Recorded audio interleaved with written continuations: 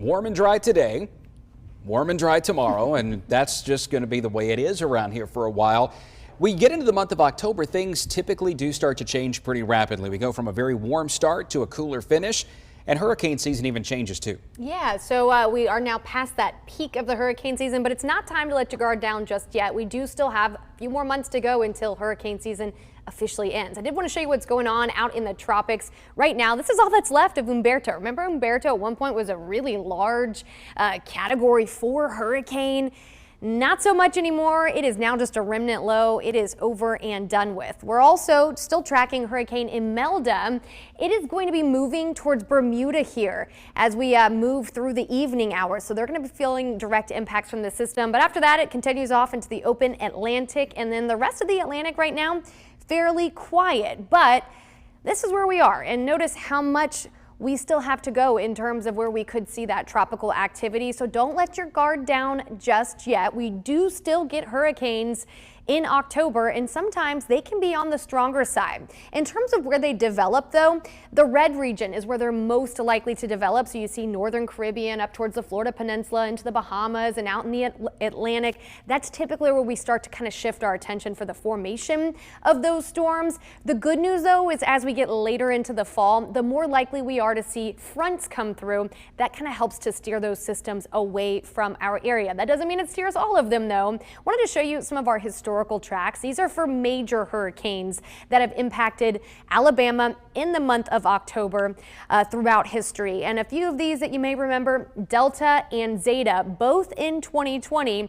You can see those tracks there moving across Alabama. Of course, Hurricane Opal in 1995 brought impacts to Alabama as well. Hurricane King 1950, and then Hilda that rode along the northern Gulf Coast in 1964. So still a few more months to go, but the good news is right now we don't see any tropical trouble forming that's going to impact Alabama, at least in the next 7 days. And Jason, really not much to bring us any rain in the next 7 days. No, very often it's a tropical system that brings significant rain in October, and we might get just a little bit of a pipeline to the tropics within the next 7 days to help bring some showery weather back. That's about the best way I can describe it, but there's just nothing out there that's making any real impact around here today. Temperatures have been on the warm side unless you got lucky enough to get a quick little shower like this one that's just now on the west side of Gordo.